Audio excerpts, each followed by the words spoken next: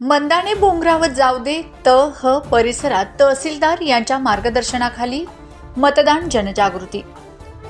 शहादा तालुक्यातील मंदाणे ते भोंगरा व सजाचे गाव जावदे ह तसेच जाम ओझरटा भोरटेक पर्यंत प्रत्येक ग्रामपंचायत जाऊन लोकांना मतदानाबाबत श्री मंदाणे मंडळ अधिकारी श्री सुनील खैरनार तसेच तलाठी श्रीमती चेतना भंडारी, श्री बोरसे व पूनम चव्हाण यांनी प्रत्येक गावी जाऊन मतदार लोकांना समजावून मतदान जनजागृती करण्यात आली.